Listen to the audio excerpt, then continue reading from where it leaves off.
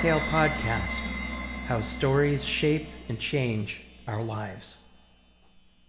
I thought it appropriate, after having spent 6 episodes walking us all through the exploration of what I think are some pretty important fundamental tools and understanding about the power of stories and the different ways that we can learn to interact with them, to offer up an example of one of my own interpretations that I did with the story of the Wizard of Oz. And there's actually a chapter dedicated to this that I wrote in my book that I'll actually be reading out of verbatim once we get there. Before we start, however, I want to make it clear that this example that I'm offering is not, nor should it be considered, instructive in the academic sense of the term, meaning that what I'm sharing is my own interpretation of a particular story through a particular lens, and that it's important to remember that for every 10 people who interact with one story, you're going to have 10 different ways of interpreting the same story, and all of them will be true. So I'm offering this as an example, not of what to do, but what some possibilities may be, particularly for people who have never done this before and are looking for an example or several examples of different ways to get curious about stories and draw things out of them that can be meaningful for you or make important connections. So, as a therapist, I'm particularly drawn towards psychological interpretations of stories and the implications of those stories and their symbols in relation to how we work as human beings. So I find Carl Jung's theories of mythological amplification, for instance, to be instructive. The idea here is to amplify common or archetypal themes that can arise both in the fields of how we understand them in mythological terms, but also psychological terms. But when it comes to working with fairy tales specifically, my touchstone is Marie-Louise von Franz, particularly from her seminal work entitled The Interpretation of Fairy Tales. I find when I'm getting lost or in the woods or not not grounded within myself, and I kind of need an anchor to pull me back to reset, that book is one of those places that I go to do that. So without getting too lost in academic theories about the interpretations of myth and fairy tales, I simply wanted to, first of all, be transparent about where I'm coming from in my own grounding with my own biases and where I go to for resources for instructive wisdom. With that said, I would encourage all my listeners to be curious about wherever you find your own grounding and what's speaking most to you, be it a method, a theory, or just simply an intuitive way of joining and being with powerful stories that just sort of naturally open you up to your own curiosity about your own inner world. In this episode, as I said before, I'm going to share some of my reflections, some of my connections about the story of the Wizard of Oz. And for clarification, I'm primarily interacting with the movie version of the story as opposed to the L. Frank Baum novel. So again, as I said, I'll actually be reading a chapter directly from my own book, The Fire That Never Dies, Dragons of the West, where in that chapter I am exploring my own interpretations. So the approach that I chose to take with this particular story was to look at it through the lens of Dorothy, the main character, and the background, the land of Oz, the setting, and all of the characters within that magical land, both allies and antagonists, as different aspects of Dorothy's own psyche. So, here's where I'm going to begin to read directly what I wrote about it. And at the end, I'll kind of come back and process how I got to where I came from. The great and powerful Oz. That's what's standing between Dorothy and her ability to get back home to her small farm in Kansas. She wants to see her home again. She has no other choice but to seek out the wizard in hopes that his power and magic can somehow send her back. If we read this story mythologically, which is also to read it psychologically, we can interpret all of the characters in the story as different parts of Dorothy's own psyche. Some of these characters are allies and others are not. Some are explicitly dragon-like and others are just simply at odds with each other. One of the reasons this story is timeless is because its characters are so archetypal. Who of us isn't familiar with our own cowardly lion, or perhaps the rigid, dogmatic qualities of a tin man, struggling to follow his own heart and discover his own bliss? Who of us hasn't experienced the confusion of a straw man struggling to think clearly or perhaps assert a well-formed argument?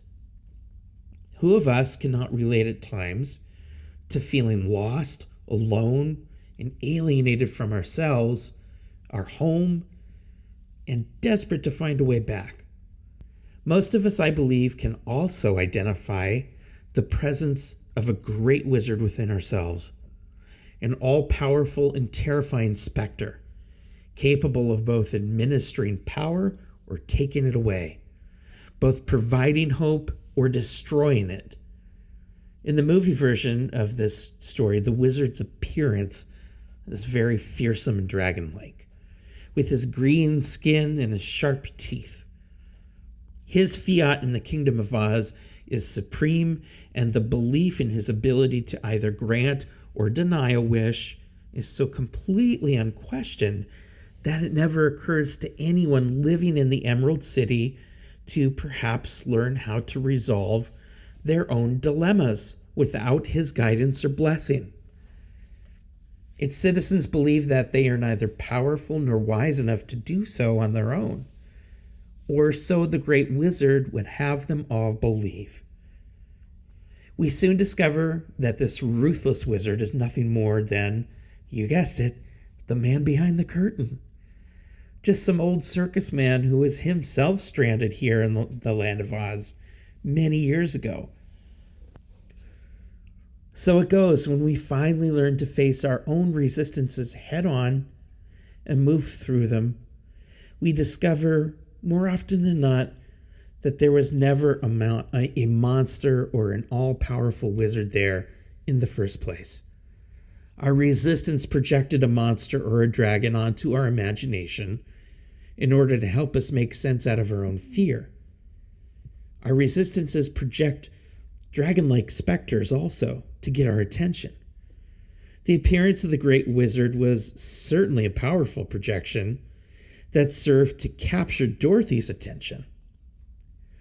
Once resistance has our attention, our task then becomes to investigate the proverbial man behind the curtain and learn about what wisdom, if any, he has to offer us. Confronting a resistance does not always lead us in a straight line, and we need to be prepared for that. Sometimes there are twists and turns and unexpected detours as we learn how to confront our own resistances. We also need to be prepared to fail in our attempts a couple of times when we try to confront them before we learn to challenge them more successfully, just as Dorothy and her companions had to do. For most of us, there's a considerable amount of testing the waters before we are fully ready to confront and move through our resistances. They may convince us that they need to be appeased in a special way, with a magic trick or the offering of a totem of some kind. The great wizard sets Dorothy and her friends on an impossible task for the ultimate totem, the Wicked Witch's broom. Dorothy must face her shadows before she can be granted her wish. If she is going to find her way back home, that is to say, rediscover her own wholeness consciously, she must become aware of everything that lies deep down in her unconscious. The character of the Wicked Witch, much like the Baba Yaga from Russian fairy tales, represents the shadow side of the divine feminine that Dorothy must confront and integrate in order to gain access to everything that lies within her own shadow. Once the Wicked Witch is melted by the water that Dorothy throws onto her, it cools her off and removes her fear. The outward manifestation of the witch disappears as Dorothy acknowledges and accepts her ability to wield that terrible power within herself. Having dissolved the fearsome specter of the Wicked Witch, Dorothy can now incorporate her energy, the Wicked Witch's energy and power, to serve her faithfully without having to fear that power. Dorothy's encounter with the Wicked Witch is her first experience of her own power. She learns that she too has the ability to either create or destroy. She has even gained the respect and the loyalty of all the other creatures of her shadow side that served the Wicked Witch, like the guards and the flying monkeys. Once the witch outwardly is destroyed, they immediately switch their allegiance to Dorothy. Having now completed this task set forth for her by the wizard, Dorothy is ready to greet him for a final time and claim her birthright. But she has one more test to pass. She must again face the terrifying specter of the great wizard and challenge his injustice as he attempts to deny her request to return home, even after she brought him the witch's broom per his request. She does this, and while she does this, something very interesting happens. The great wizard is revealed to her by her little dog to be nothing more than the man behind the curtain. And when Dorothy and her companions discover this, their fear is instantly disarmed, and so is Dorothy's resistance. Now, there's an important decision to be made here. Their response to the man behind the curtain is crucial. They scold him for frightening them, but they do not threaten to harm him. Had they responded only out of their anger, however justified it might have been, and killed or wounded the man, they would have lost the opportunity to receive the gifts they needed to obtain from him. They could have chosen to succumb to their anger, which would have left them carrying their resentment and fear around with them, possibly for the rest of their lives, and put them at risk of perpetrating the same sins as that of the great wizard.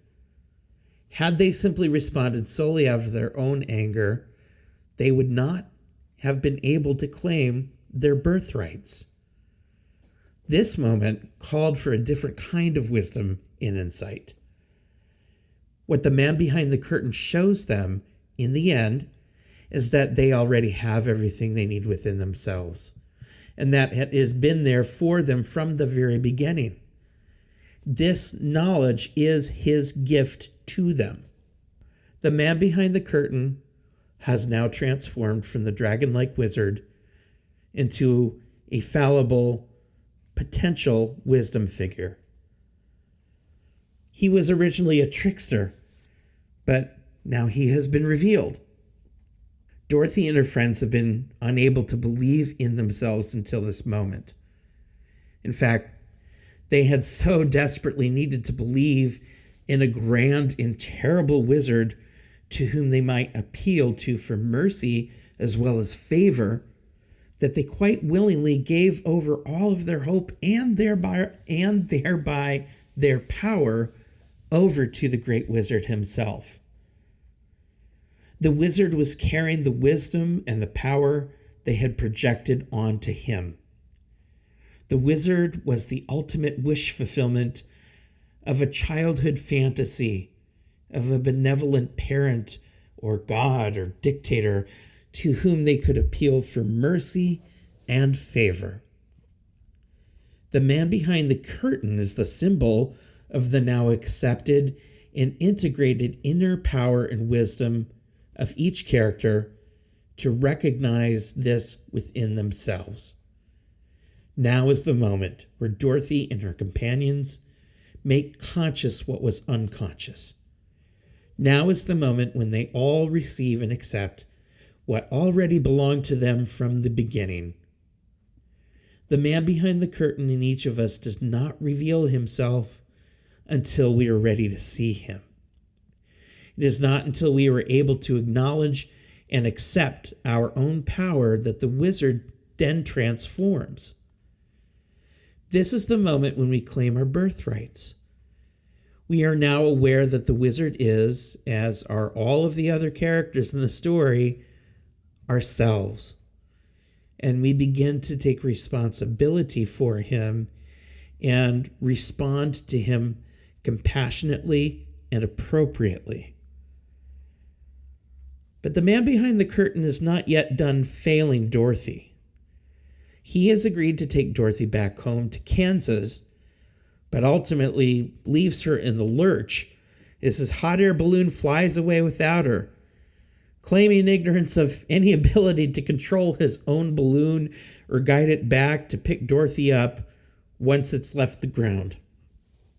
See, now that he has revealed the secret of his knowledge and wisdom, or lack thereof, he is no longer the all-powerful wizard, capable of performing magic tricks and granting wishes. He's a mortal man who sometimes, perhaps often, lacks the knowledge or skill to do everything perfectly, including keeping his balloon on the ground long enough to take Dorothy home with him. See, he cannot become the wizard again. He must now disappear as an outward principle, for his power has been made an internal reality for Dorothy. Even though she has now realized her own power, there's still that little part of her that wants to believe in the magical wizard, someone who is capable of making everything all right again, and take her back home. It is not to be. Some part of her still wants to hang on to that old resistance. So Dorothy has one more task, one more vital part of herself to see, receive, and accept before she can return home. She must come face to face now with the Good Witch. The Good Witch is a symbol for the light side of the divine feminine reality that Dorothy has yet to fully claim and accept. This part rounds out the fully integrated ego principle, giving Dorothy access to her own power and agency and will. It is through this character that she will discover the power to send herself home.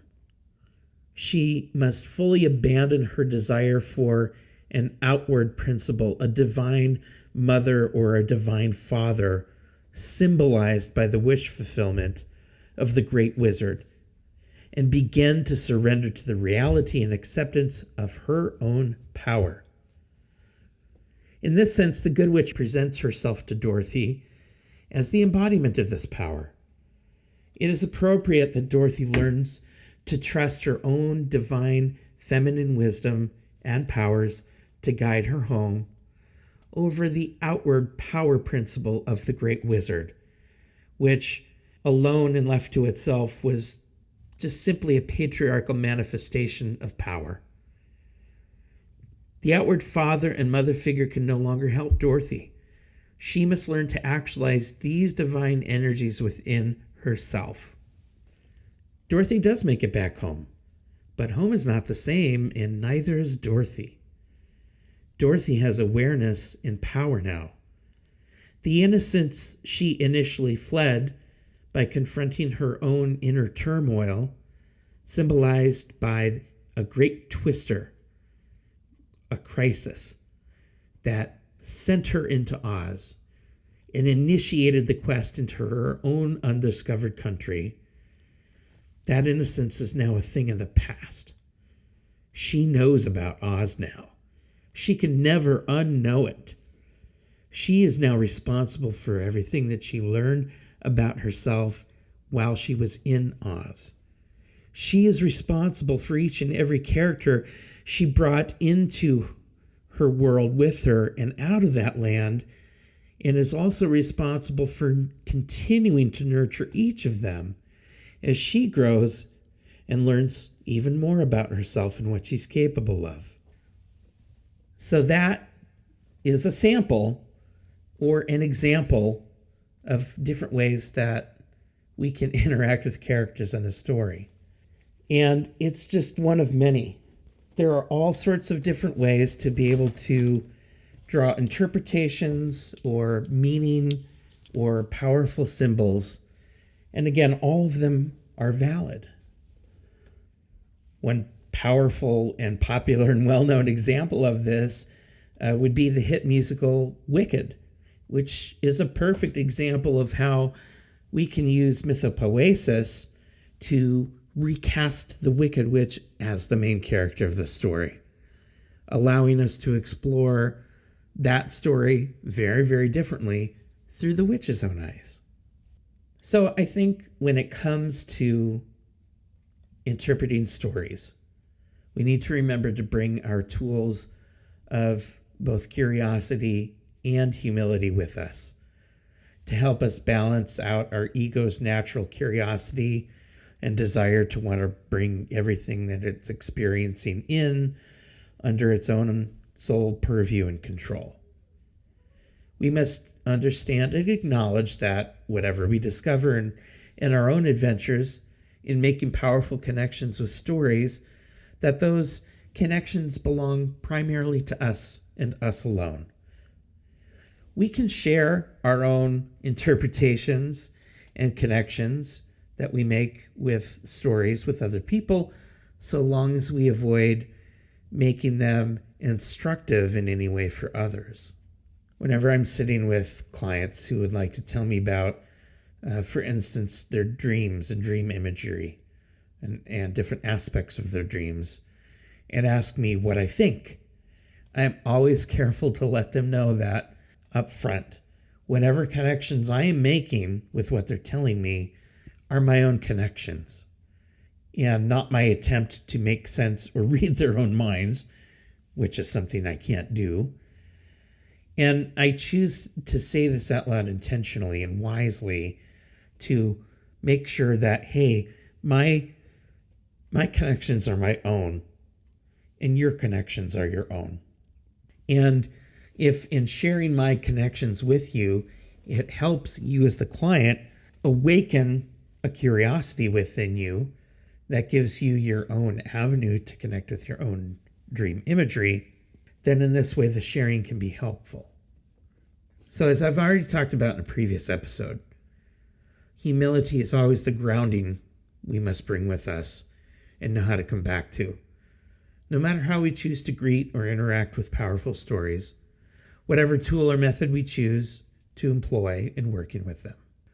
So I hope my sharing of my own particular interaction and interpretation with the imagery of The Wizard of Oz is helpful to you, not in a way, again, to be instructive and tell you what to do or how to do it, but just as a way, as an example of how we can learn how to open up, again, that natural curiosity within us to give ourselves permission to explore something that's capturing our attention in the way that our own individual souls want to do it.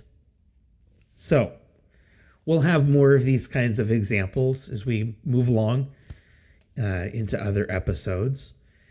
In addition, again, I just want to say that we've got some interesting guests and some interesting conversation coming up here soon. Just a number of different other topics, which I'm very excited about. So once again, thank you for joining me.